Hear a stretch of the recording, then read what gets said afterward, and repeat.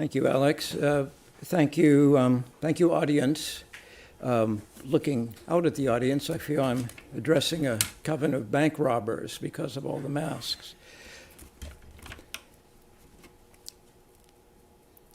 The first lecture closed with Heinrich Schneider's summation.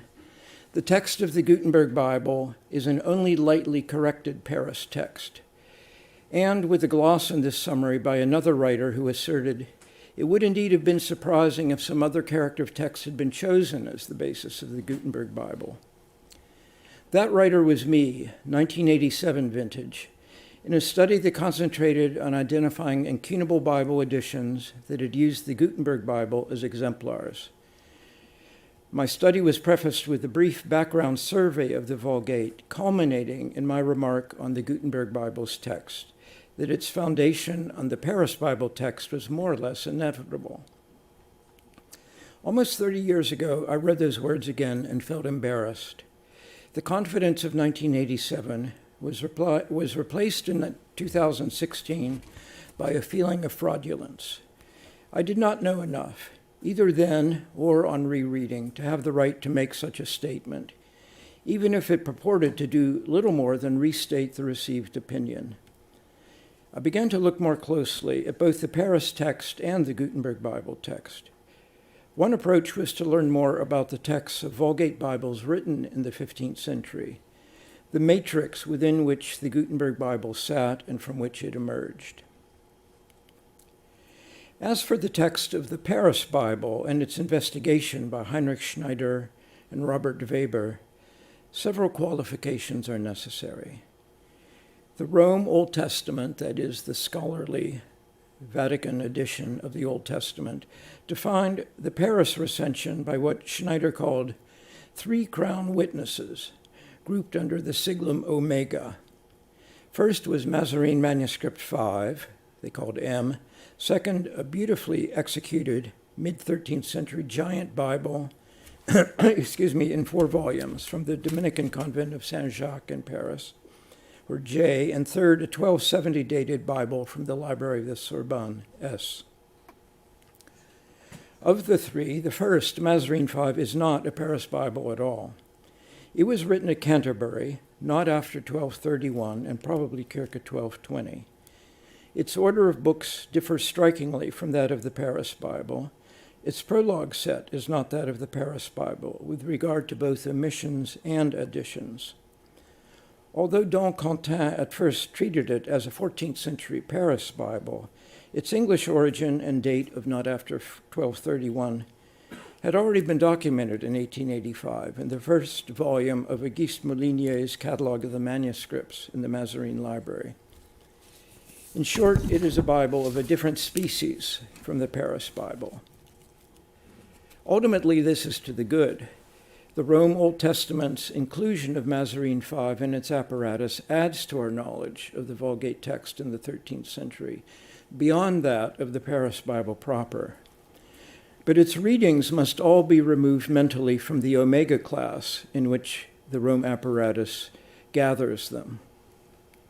Mazarin readings, when not shared with either the Saint-Jacques or Sorbonne Bible, are not to be interpreted as Paris Bible readings. When its readings are shared with either of the other two so-called crown witnesses, we know that the reading has a wider and probably older basis than the Paris Bible. It was not confined to Paris Bibles by definition. This reinterpretation affects also that quick Paris Bible test mentioned at the end of the last lecture. Quentin's group of 13 characteristic Paris readings taken from 5 chapters within the Octateuch: Genesis 18, Leviticus 5, Numbers 3, Joshua 2, Judges 2. In 9 of these 13 places, that is, Quentin's passages 4 through 12, Mazarin 5 also has the Paris reading. Thus, 9 of the 13 earmarks do not uniquely define a Paris Bible text. True Paris Bibles will inevitably have high Quentin scores, reproducing all or nearly all these readings. But for non-Paris Bibles, the appearance of these readings in their text does not point unambiguously to Paris influence, just as Paris influence does not explain these readings in the English Bible, Mazarin 5. Working from the textual apparatus of the Rome Old Testament edition, Schneider made a list collating partially or fully some 80 sample chapters from Genesis through Job of places where the Gutenberg Bible's variant reading, variant that is from the edited Vulgate of the Rome edition, was that of the Paris or Omega group, but, so far as recorded in the Rome apparatus, of no earlier Bible witness. He did not list these in full, though many dozens of specific examples are cited in his notes. His raw total was of 179 variant readings, where the only witness besides the Gutenberg Bible was any one of the three Paris Crown witnesses, or of some combination of them. If we subtract from this the 20 readings shared only with Mazarin 5, a non-Paris Bible, and 60 more readings where the Sorbonne or Saint-Jacques Bible share their reading with Mazarin 5 and thus are ambiguous, there remain essentially 100 variant readings in the sample where the Gutenberg Bible agrees with the Sorbonne Bible, Saint-Jacques Bible, or both. This is the evidential core of Schneider's view of the Gutenberg Bible as reflecting a lightly corrected version of the Paris Bible. Because Schneider did not list his readings, we must laboriously excavate and arrange them from his footnotes. By such spade work, we find 90 passages where the Paris reading appears in the Gutenberg Bible, 38 shared readings in Genesis, the book from which he made the most extensive collations, 10 from Joshua, Judges, and Ruth, and so forth. There is no way to get an accurate sense of the density, so to speak, of characteristic Paris readings in different books of the Gutenberg Bible, though in 1st and 2nd Chronicles, where Schneider appears to have collated 4 chapters, he found only one distinctive Paris reading. A second important part of Schneider's research was his investigation of about 40 manuscript Vulgate Bibles that belonged to the Mainz region, broadly conceived. These included several Bibles we cited in our first lecture, such as the Giant Bible of Mainz, on which Schneider had almost no information, it was in America, and the 1454 Bible of the Brethren of the Common Life of Butzbach at Gießen University Library. Now, let us change slides. We must interrupt here for a moment to say a few more words about the Library of Congress's Bible, the Giant Bible of Mainz, although in fact it ends up having essentially nothing to do textually with the Gutenberg Bible. Recent researches by Dr. John Jefferson, an authority on the career of a 15th century ecclesiastic, Rudolf von Rudesheim, eventual Bishop of Breslau, have wonderfully clarified the early history and making of this Bible, which had long been a mystery. It was called the Giant Bible of Mainz because in 1566, when it was more than a century old, it was given to the cathedral chapter of Mainz by the cathedral's cantor, Heinrich Stockheim. Allied coats of arms of the original illumination had never been identified, but must refer to original ownership. Dr. Jefferson has shown that one of the coats of arms, the one on the right, is that of Rudolf von Rudesheim himself, an active and well-connected official in the Archdiocese of Mainz at the time. The second arms is very probably that of Abbot Emmerich of the Abbey of Johannisberg, located just outside the town of Rudesheim, on the Rhine some 10 miles west of Mainz. At Rudolf's urging, Nicholas of Cusa, on his reform travels, had given instructions for a reform of Johannisberg, involving adding to its income by dissolving for its benefit several other local church properties, including a very reluctant nunnery. This happened in 1452, at just the time the Giant Bible, surely destined for the abbey, started to be written. The Johannisberg house was itself dissolved in 1565, suggesting that its treasure Bible then came into the hands of the cantor of Mainz Cathedral. So it is now solidly located in Mainz. To return to Schneider's textual investigations, In his sample collation of some 80 chapters, he found 228 other places where the Gutenberg Bible's reading was otherwise unattested in the Old Testament apparatus. Within the 40 Mainz region manuscripts that he examined, he found 49 of these 228 unique readings in at least one other manuscript, occasionally in more than one, very widely scattered. Just one Bible, Mainz City Library Manuscript 267, that is, Manuscript 67 of the second manuscript Abteilung, shared with the Gutenberg Bible a significant number of readings, 33.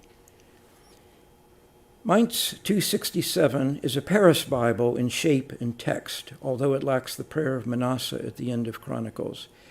It's possibly made in Paris in the mid-13th century. Schneider thought it was 14th century in Rhenish and thus Mainz region. It's not at all clear that it is Mainz region. Its provenance is unknown before 1623, when it was given to the Jesuit college in Heiligenstadt by an ecclesiastical administrator, Georgius Olandus. Of those 33 shared readings, 28 appear in the Pentateuch, 4 in Judges or Ruth, and a single shared reading in 2 Chronicles.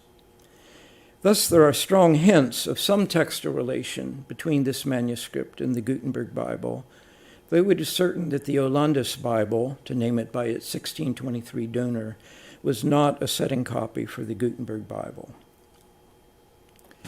Schneider's conclusion that the foundation of the Gutenberg Bible's text is the Paris Bible receives strong support from a great scholar, Dom Robert Weber, in his 1979 contribution to the commentary volume of the Berlin Gutenberg Bible facsimile.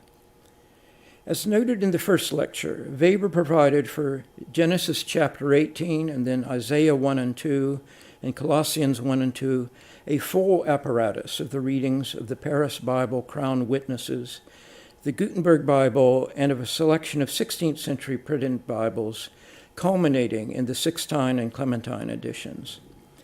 Weber summarized his results in a table indicating that for these sample texts chapters combined, there are 135 places where the Gutenberg Bible's reading is shared with some grouping of the Paris Witnesses, as against just 14 places where the Gutenberg Bible's reading is not found in any of the Paris Witnesses.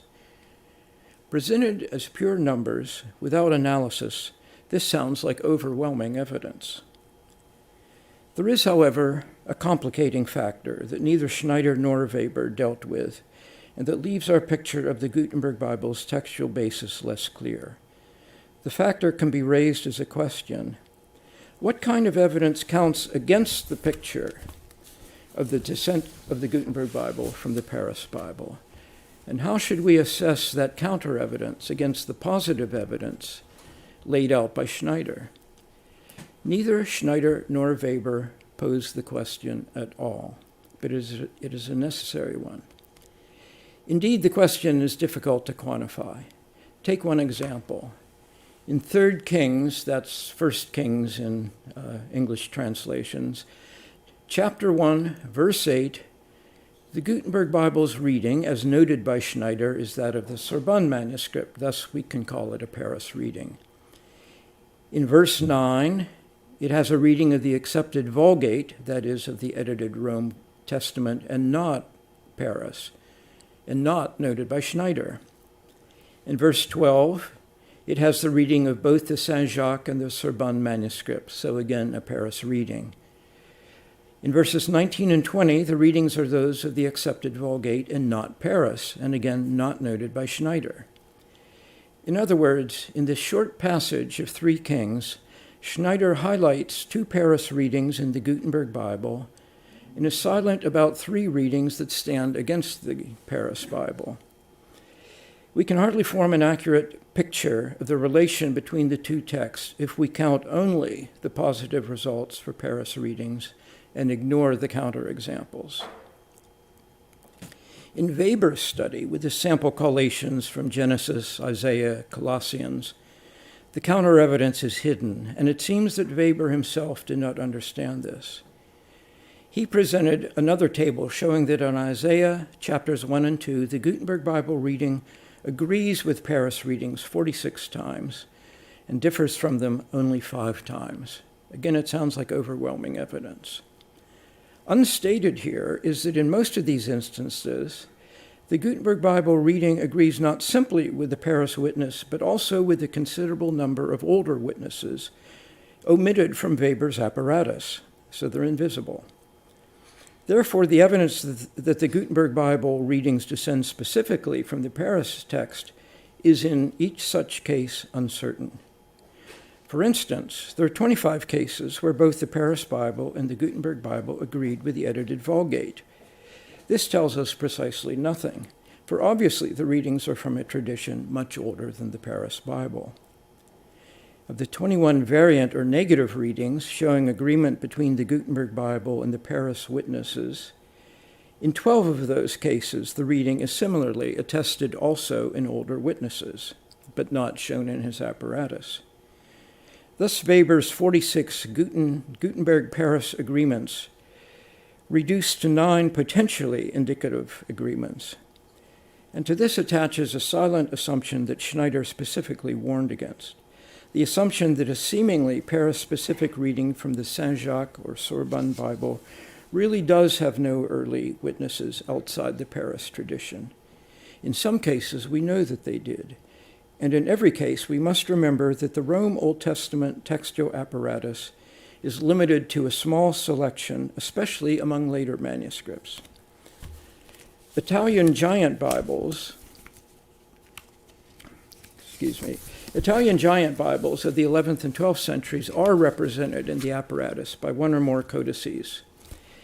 English and French Romanesque Bibles are not represented at all, nor are 12th century glossed books of the Bible, which we know had an influence on the formation of the Paris Bible. One more counter-indication can be mentioned, further complicating the view that the Gutenberg Bible is a, quote, lightly edited version of the Paris Bible. Consider that already mentioned Quentin's score, those 13 characteristic Paris readings within the Octatuque that Quentin used as a test for Paris Bibles. Paris Bibles, strictly speaking, of which it will be recalled there are easily several hundred, perhaps 300 surviving, perhaps more than that, all have high Quentin scores, typically of 11 or 12 or 13 of the 13 possible readings. The Gutenberg Bible's Quentin score, on the other hand, is only 3. It has a single Paris reading from Genesis 18, another from Leviticus 5, and one other from 2nd chapter of Joshua. If the underlying text of the Gutenberg Bible's exemplar for the Octatuque was directly descended from a Paris Bible, we would not expect this. Take the Olandus Bible just mentioned, a significant number of whose anomalous Pentateuch readings, that is, readings not found in the Rome Old Testament apparatus, are shared with the Gutenberg Bible. The Quentin score of the Olandus Bible is indeed characteristic of Paris Bibles. It is 12 of 13. To summarize, there is no doubt that the Gutenberg Bible contains a significant number of Paris Bible readings, but we have only a limited picture of their range and distribution. The question of how to judge the instances where the Gutenberg Bible presents a Paris reading against the instances where it presents an older Vulgate reading instead of the newer Paris reading has not been raised in detail by any investigator. As learned as the studies of the Gutenberg Bible text by Heinrich Schneider and Robert Weber are, there seems to be an element of unconscious confirmation bias in the results, particularly in those of Weber. Paris readings count, non-Paris readings are neglected. At our present state of knowledge, we cannot, in fact, usefully draw a picture of the textual descent of Bibles written in the 13th to 15th centuries, beyond recognizing that the Paris Bible group forms one relatively coherent section among this unstudied large collection of Bibles. That characteristic Paris Bible readings entered the texts of later manuscripts to varying degrees is certain, but all the paths remain mysterious. We do not have enough information to judge confidently Is the Gutenberg Bible text, as Schneider summarized it, a lightly corrected Paris text? Or is it some other class of Vulgate text that has accreted a number of later Paris readings? And finally, is there one answer for the Gutenberg Bible overall, or does the answer vary by groups of books within the Bible? 15th century manuscript Bibles. It may be useful to approach the question from a different direction. Instead of attempting to look forward to the 15th century from the standpoint of the 13th century Paris Bible, we may look backward from the 15th century Vulgate Bible to try to see what traces of the 13th century Bible persist in it. We are now in the age of digitizations, and it has been possible by squinting for many hours at a computer screen to examine closely more than 80 15th century handwritten Bibles that we may see as surrounding the Gutenberg Bible, some older contemporaries, some even younger. To refer to the 15th century Vulgate Bible is in itself, as we immediately find, misleading. We have no way of determining how randomly selected this group of 85 Bibles are within the uncounted corpus of all handwritten 15th century Bibles. One might better say that we look at a swarm of 15th century Vulgate Bibles, each one stubbornly individual, not a sample in any statistical sense. The group includes no English-made Bibles, and it may be recalled that Neil Kerr's Medieval Manuscripts in British Libraries does not include any English Bible of the 15th century. One early 15th century English Bible has been intentionally left out. This is the massive British Library Royal 1E9, measuring 63 by 43 centimeters, which was clearly copied directly from a 13th century English Bible, quite separate from the Paris tradition. Nor, curiously and frustratingly, does our group include any French-made Bibles. Again, Kerr's catalog did not have any 15th century French example, and a provisional list of 15th century Bible manuscripts made by Samuel Berger contains few that are clearly of French origin. Most are German. At the Bibliothèque Nationale de France, but here excluded, there are two large and luxurious illuminated manuscript Bibles, Latin 25 and Latin 43, which are plausibly dated from their illumination to Tours about 1470. One was made for presentation to Louis XI. But these are apparently copied from Carolingian Bibles and so stand entirely apart from the Paris Bible tradition. The largest share of our 15th century group comes from Germany, Switzerland, Austria, and Bohemia. There are 7 Bibles from Italy and 4 from the Netherlands. Of course, many earlier manuscript Bibles continued to be used in the 15th century and even after, including widely available 13th century Bibles. One example may be mentioned here, discovered by chance while browsing in the online continuation of Neil Kerr's Medieval Manuscripts in British Libraries, MLGB3. Probably at the time of its foundation in 1496 by John Alcock, Bishop of Ely, Jesus College, Cambridge, received by gift from that eminent ecclesiastic John Gunthorpe, English diplomat, humanist, and longtime Dean of Wells, a small format, about 15 by 11 centimeters, 13th century English Bible. An inscription, which unfortunately calls him William instead of John, states the condition of the gift. It was for the use of any preacher in the college, who would then pass it on for use to his successor, and so on, remaining always in the hands of a fellow of the college.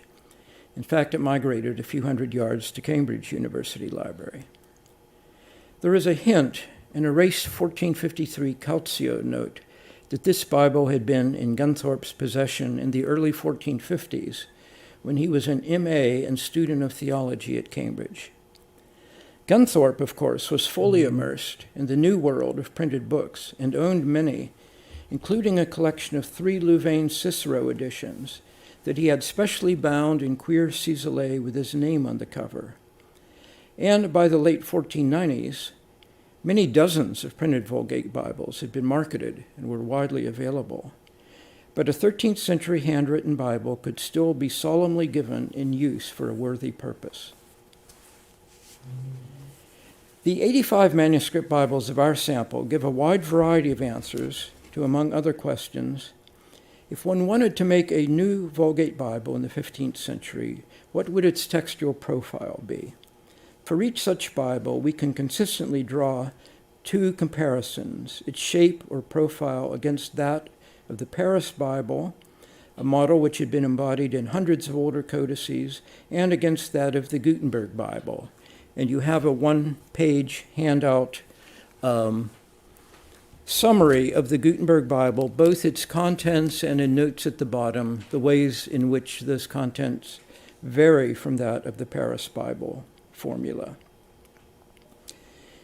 The 15th century is the time when paper came heavily into use in the making of books, alongside vellum or parchment. Our 15th century group of Bibles divides evenly between paper and vellum codices. The earliest paper codex, dating to 1411, it was written at the Lower Cistercian Abbey of Zwettl by a wandering scribe who also signed manuscripts in 14 and 1426 at the Schottenstift in Vienna, and may have also worked at Lambach. 4 of the paper codices are acquired with outer bifolia of vellum. Only 6 Bibles in the group, all vellum, are what would naturally be called portable in size, specifically with leaf heights between 19 and 23 centimeters. They all belong to the first half of the 15th century. One of these, dated 1428 and probably executed in Bologna, is a true luxury Bible with an abundance, even superabundance, of illumination. It was commissioned by the Cardinal Archbishop of Bologna and Carthusian Niccolo Albergati, who bequeathed it to the Carthusians of Valdema, Florence. The other portable Bibles are all professionally and handsomely made. 1 Italian, 1 Swiss, 1 probably Westphalian, 2 Bohemian. 2 of this group were written with page-length lines rather than, as always elsewhere, double columns. Apart from these 6, the Bibles are at least chancery folio in size, many of them being indeed paper chancery folios, with leaf heights of about 30 centimeters. Another group are either paper royal folios with leaf heights of about 40 centimeters, or are vellum of about the same size, some of them just a bit shorter. Finally, there is a group of 10, all naturally on vellum, for we go beyond the limits of paper size, that can be seen as giant Bibles, with leaf heights of 48 to almost 60 centimeters. 4 of these are Prague or Bohemian Bibles of the late 14th and early 15th centuries. Another is the already mentioned giant Bible of Mainz. The largest of all, with a leaf height of just under 60 centimeters, is the densely illuminated Bible of Federico da Montefeltro, commissioned through Vespasiano da Bisticci and written in Humanist script, very unusually, in 1477 to 1478. Despite its relatively late date, being created at a time when at least 20 printed Bible editions had been published, it was copied from manuscripts. And we're going to look slowly at just a few more of the 15th century manuscript Bibles in the group I've been studying. It is not always easy to draw a line between Bibles that were professionally written on commission and those that were personally written by their owners. Likewise, it is not always easy to draw a distinction between book hands and more cursive hands. In general, Bibles written on prepared, line-ruled pages may be presumed to represent book hands, but some of the 36+ Bibles written without line rulings are still carefully written and sometimes have added illumination. 2 personally written Bibles may be briefly noticed as they reveal something of the personalities or mentalities of their makers. At Wolfenbüttel, there's a chancery folio paper manuscript containing the Octateuch and 4 Books of Kings, which was written over a year, November 1455 to November 1456, by one Andreas Zoteflesch, a student at the University of Erfurt. At the end of each book, he wrote a long subscription recording the exact day and begging comfort and assistance from the saint of the nearest major feast. A second Chancery folio, paper Old Testament, later belonging to the Carmelites of Mainz, was written in 2 volumes, the books not presented in Paris Bible order, a decade apart, by Andreas Fischel, monk of Tegernsee. He began writing his first volume in 1457 and completed it on the Feast of St. Anne, 26 July 1458. Then a decade later, as parish priest of Bruck in Bavaria, he began his second volume, finishing Job, the first in that volume, on the Feast of St. Luke, 18 October 1466, and completing the volume with the last of the minor prophets on 22 January 1468, the Feast of St. Vincent Martyr. A curiosity of this Old Testament is that Fischel's exemplar for the Book of Esther presented its first 2 chapters in the Old Latin version, a remarkable persistence into the 15th century of an ancient and long-submerged text.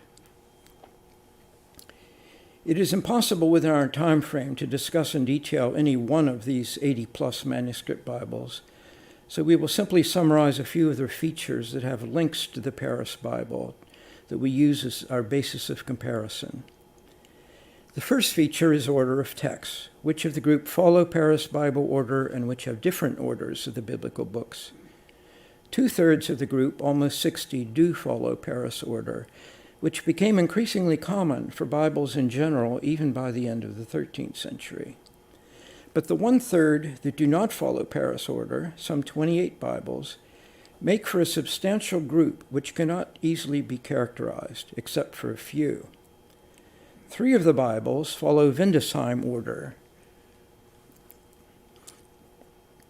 This is the order of books in the Bible written by Thomas à Kempis at Zwolle in 5 volumes over the years 1427 to 1439. This Bible is number 84 on my group, and number 70 and 71 of the same group are also Windesheim Bibles, written in the same order. You see the one here in the Scheide Library.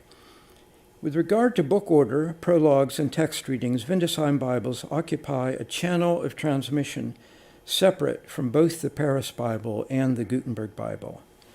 However, for all the fame of Thomas à Kempis's Bible, Bibles written in Windesheim order seem to be extremely rare. One of the Bibles, written in order radically different from that of the Paris Bible, I wish I had a good picture of it, but I've only seen it in microfilm, formerly in the Cathedral Library of Augsburg, must have been made for an unidentified Bavarian Carthusian house. It arranges the books of the Bible in the order their texts were read as part of the divine office over the course of the liturgical year. The late Peter Gumbert described a similarly ordered 4-volume Bible of the Utrecht Carthusians, written in 1402 to 1403, and Neil Kerr described another in 4 volumes at Malmesbury Parish Church, but written in 1457 for the Carthusians of Rennes. Gumbert referred to this type as a Biblia de tempore. A second rough assessment of the 15th century Bibles can be made by comparing their prologue sets, which include the Paris set of Kerr's 64 prologues and which vary from this and in what ways. About 20 of the Bibles omit none or only 1 or 2 prologues, but some of these are partial Bibles, so we cannot be sure of the full Paris set. Moreover, most of these add non-Paris prologues, and sometimes in substantial numbers. The giant Bible of Mainz, for instance, contains all the Paris prologues and then 47 more. The appearance in later Bibles of prologues outside the Paris set is not new to the 15th century.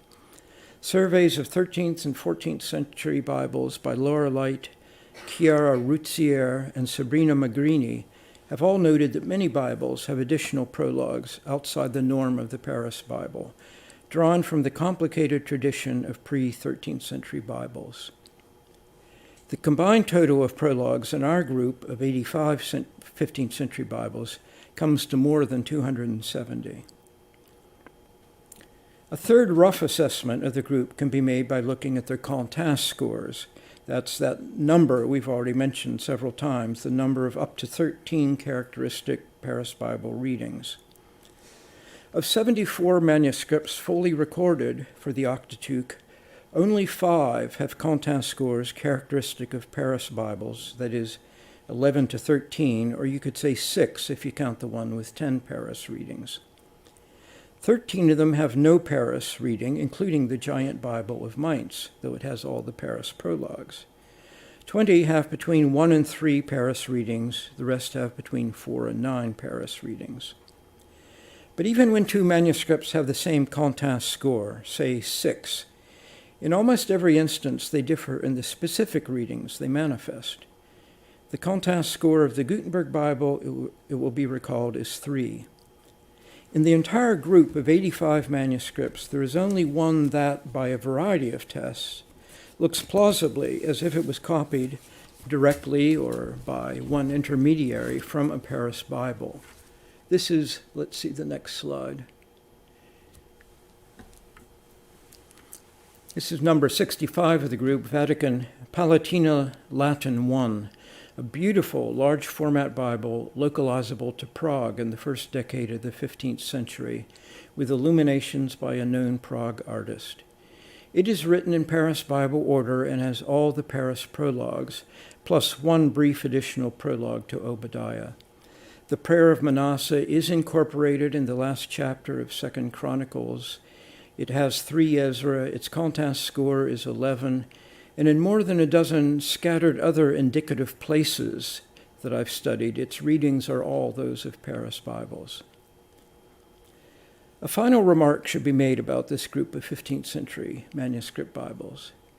The omission of capitula was a defining feature of the Paris Bible, yet 20 of the 15th century group retain capitula lists for one or more books, suggesting that at least in part they descend from pre-13th century traditions. And likewise, 18 of the group omit the prayer of Manasseh, another of the defining features of the Paris Bible. And there is, in fact, a high correlation between manuscripts containing capitula and those lacking the prayer of Manasseh. In summary, the group of Windesheim Bibles apart, almost every Bible in this group has an individual text profile, none identical with that of the Gutenberg Bible, and very few of them close to the Paris Bible profile. As to Paris Bible readings, of which a few more examples will be reviewed in the next lecture, it seems that for most of these Bibles, the occurrence of any one Paris reading at any one place does not closely predict that another place will also have a Paris reading. The great variety of patterns of Contas scores from one Bible to the next gives us a first approximation of what one would be tempted to call randomness in the pattern of Paris Bible readings in 15th century Bibles. Jerome's statement in his prologue to Joshua can be treated as a prophecy for the millennium after his death. Among the Latins, there are as many versions as there are manuscripts, tot exemplaria quod codices, everyone either adding or subtracting what he likes according to his own taste. Finally, the Gutenberg Bible Workshop. We turn now to the workshop that created the Gutenberg Bible. The fundamental differing features of that Bible, compared with its many 15th century Bible companions, are first that its text was not produced by the ancient craft of handwriting, and second that it was made in a large number of essentially identical copies. The figure we will use is 180, the larger of 2 figures supplied to us by the contemporary report of Aeneas Sylvius Piccolomini. Those copies, otherwise identical, we postpone discussion of the many ways in which, in fact, they are not identical, might be either vellum or paper, about 1/4 having been printed on vellum and 3/4 on paper. All those copies would have been completed and in principle available for sale on the same day. It is as if 180 scribes in Mainz had all been writing Bibles at their respective desks some writing on good royal paper and some on vellum sheets of the same size, each day entering on each page the same text, the same number of lines in double columns, all under the eye of some celestial scriptorium master, until the day came when they all wrote Amen at the end of Apocalypse, and hands weary and eyes bleary laid down their pens. We can say as if, because those finished copies of the Gutenberg Bible, once that is their thousands of sheets had been gathered into discrete copies, would have looked remarkably like scribal work, apart from the deep black sheen of the ink. More precisely, they would have looked like handwritten Bibles at an advanced stage of preparation, with all the text written but still awaiting the final stage of rubrication and possible illumination that would supply book and prologue initials, chapter numbers, tituli and rubrics, headlines, as I call running titles, and thousands of versal letters to complete the verses of the Psalms, which without them would look pockmarked with holes. The new craft that enabled this book multiplication without handwriting was European typography, the invention by common acknowledgement of the earliest testimonies of Johann Gutenberg of Mainz. In the first half of the 15th century, Gutenberg lived for many years in exile in Strasbourg, and legal records show him there involved in teaching several crafts, including the production of pilgrim mirrors for the Aachen pilgrimage.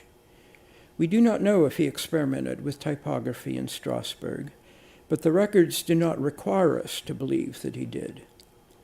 By 1448, he had returned to Mainz, and within the next 5 years probably, the earliest productions of the new typographic process had been created and were being sold. What appear to be, from the crudity of their impressions, the earliest printed survivals are all fragmentary. A partial paper quarto leaf of a 14th century German prophetic book in rhymed couplets, known as the Sibyllenbuch, and you see the image, and vellum leaves of 4 distinguishable editions of the standard school grammar, the Ars Minor, or Minor of Donatus, the grammarian who had been Jerome's teacher in 4th century Rome. This first printing font is most clearly seen in this Sibyllenbuch fragment, but various special characters in it show that it was primarily intended for printing Latin text, and specifically the Donatus. These earliest fragments were found in Mainz itself, in binding waste from the monastery of Seligenthal near Darmstadt, and from the monastery of Heiligenstadt in Thuringia, where the archbishops of Mainz had substantial properties. All the fragments were rubricated, indicating that they are the remains of sold and used copies, not unsold waste from a printing shop. Even if only these 5 editions had been made with this early printing font, each one happily preserved in scraps by a benign providence, we would have good reason to suppose that there was a successful small trade in typographically produced books in Mainz several years before the Gutenberg Bible came into being, say about 1452 to 1453, maybe even a year earlier. We may see this as Gutenberg's own shop. The font he used, which in later productions, that is by 1454, is in a much improved state, is commonly called the DK, standing for Donatus in calendar type. The separate Latin Bible project was many times larger in scale and ambition. We know nothing about how the idea arose and how it was planned, only that the chief investor in the project was a citizen of Mainz, Johann Fust. In a legal deposition or summation of November 1455, perhaps filed soon after completed copies of the Bible had begun to be sold, Fust summed up claims he had been making against Gutenberg based on 2 separate loans to the latter of 800 gulden each, regarding what Fust called the work of the books, Werk der Bücher. Gutenberg's partial reply, embodied in the same document, referred to the costs of constructing and preparing the necessary printing equipment, and that was paid out of the first loan, and then of wages for workers, rented workspace, and costs of paper, parchment, ink, and a capacious etc. paid out of the second loan. Fust had subsidized these expenses, it was said, at the rate of 300 gulden per year. The implication is that the work of the books, which must be the production of the Latin Bible, covered a period of years, say 3 or more. Another implication is that Gutenberg was the master responsible for carrying out the project, Fust's role being that of investor. Various analysts of the document, known as the Helmsperger Instrument, after the name of its notary, have tried to break down costs into number of workmen, current wages, prices of bread and beer, and so forth, but this is a fool's errand. A new type font was created for the Bible project, slightly smaller than Gutenberg's DK type, but of the same script style, Textura Quadrata Formata. It marked a notable advance on the DK type in better reproducing in metal the subtle rules of Gothic script, including changes in shapes of letters according to what letters followed them. A new feature of the Gutenberg Bible font was the series of characters corresponding to fused letters in Gothic writing, such as B plus A, B and E, B and O, D and A, D and E, D and O, H and A, H and E, H and O, and so on, joining both letters on the same piece of type. It is necessary to say something here about the making of the DK and Gutenberg Bible types, but that something will be said briefly to allow us to move rapidly from the making of types to the setting of text. The general consensus of the 19th and 20th centuries was that these earliest types were made according to a system of engraving steel letter punches, sinking them into copper matrices, and casting multiple types from the matrices by pouring molten type metal into a hand mold holding the matrix at its base, resulting in a rectangular shaft or piece of type with a reverse letter form at the top. This was a system of type making that certainly existed in Europe from the 1470s well into the 19th century, maybe even in the 1450s, and it was seen as the core of Gutenberg's invention. In the late 1990s and early 2000s, Blaise Aguirre y Arcas and I investigated both the DK and the Gutenberg Bible fonts by means of high-resolution digital photography and automated shape analysis software developed and refined by Aguirre y Arcas. We found that by this analysis, no individual letter form in multiple appearances would coalesce within the boundaries of a single letter shape. Each one, to our surprise, appeared to be slightly different from the others. Our default explanation was that the types were cast from temporary matrices of a malleable material build up of individual small shaping elements. Such a matrix would allow one or maybe a few castings, but not a large number, and so new matrices of the same general shape would be constructed, yielding more types of that general shape. We call this cuneiform typography. Only a single brief publication outlined our argument. Aguirre y Arcas moved on to other software projects, and he is now a very major figure in the field of artificial intelligence. Our conclusions have been doubted, and the necessary research to provide fuller evidence is admittedly very incomplete. It may be noted, however, that this year a small study was made of the Gutenberg Bible font by Mari and Tero Agata, based on digital images at lower resolution than what we'd worked at, of a single character, the letter U with a suspension stroke or macron above it. This enabled a statistical analysis of whether 143 occurrences of this letter in 12 scattered pages of the Gutenberg Bible could coalesce into the product of a single matrix, with a constant distance between the shape of the U and the stroke above it. The Agatas concluded, quote, that there were multiple matrices in parallel for this letter form, which is what the Aguirre y Arcas Inetum hypothesis requires. A different result would have seriously challenged our hypothesis. The question becomes, or approaches, how many matrices would be necessary to explain all the occurrences of this one character? And then how many matrices would need to underline each of the several hundred other characters of the Gutenberg Bible font? At some point, the received opinion about how the types were made may be forced to hypothesize the laborious engraving of 1,000 and more steel punches to create the Gutenberg Bible font. And at some point after that, even the most committed typographical traditionalists may begin to sense that their position is becoming awkward. We do not have an answer now, but we have all the technology eventually to find an answer. And I'm showing just one slide to indicate why there might be reason to question the received opinion that the Gutenberg Bible font was created by the steel punch copper matrix system. And this slide shows from scanning by Blaze and I 80 consecutive pages of a single composition unit in the Gutenberg Bible and pulling out the character P with an understroke standing for pair. And in the top row, you find a selection of the 207 shapes we found. And then the line below, you find all 6 single examples scattered among those 207 pages of a pair of a different shape. So with 6 over 80 pages, it's clearly a single piece of type.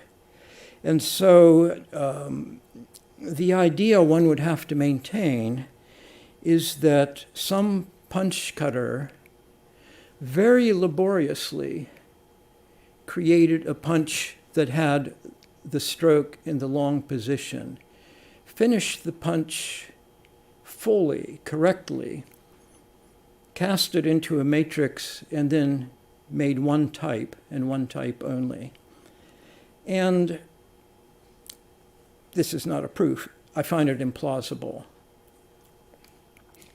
The scale of the Latin Bible project was dozens of times greater than that of Gutenberg's DK shop, producing primarily editions of Donatus. It represented a new order of challenge and ambition. The simplest way to measure the extent of a printed text is by ems, the number of notional square pieces of type that the pages contain.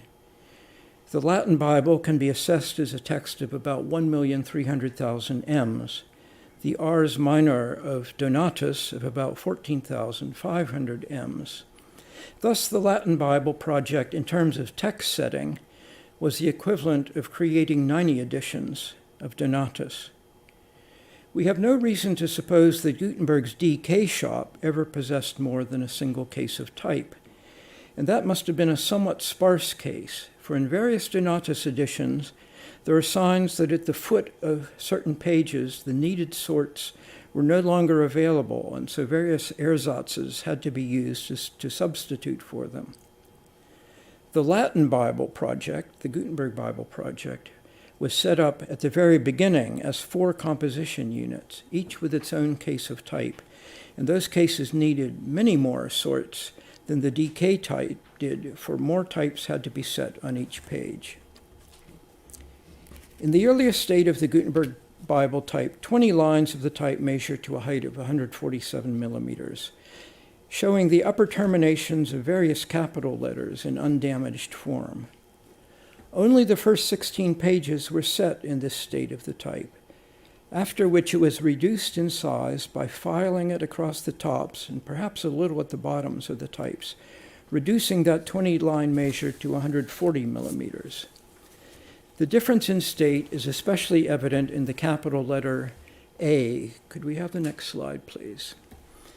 Which in its first state has a sharply peaked top, filed down in the second state to a rounded top. You see 3 of the unfiled A's towards the right-hand side and top of this slide. 2 fragmentary Donatus editions survive that were printed in this first state of the Gutenberg Bible type. One is in the Scheide Library at Princeton, and one is in the Jagiellonian Library in Krakow. These two editions must have been finished and sold several years before the Bible itself was completed, and their copy histories give us an important clue to the beginning of the Latin Bible project. The Scheide Donatus was recovered as binding waste from a 1479 Basel edition of Augustine's City of God. Its binding, now in the Landesbibliothek Stuttgart, was made by a recognized but unnamed binder who worked for various abbeys in the Danube Valley of Austria. Thus, it appears that this early Mainz Donatus was marketed and used in Austria, far from Mainz, where it eventually became waste material. The Krakow Donatus fragment is still kept alongside its source, a Leipzig binding covering a set of chance-recorded tractates written between 1470 and 1473 by a Leipzig student, and then in the 1480s the volume migrated to Krakow. Thus, here too, the second typographic Donatus, a different edition from the Scheide fragment, very handsomely printed in the first state of the Gutenberg Bible type, was marketed well outside the Mainz region. We see in the Scheide and Krakow fragments long-distance sales of the Donatus grammar, unlike the DK editions, moving along trade channels for which we have no documentation, but the same channels that certain copies of the Gutenberg Bible followed several years later when it was finished. From early in its planning, a wide sale of this new kind of book, a type-printed Bible of stately size, must have been contemplated and perhaps even advertised by these elegantly printed Donatuses. Thank you.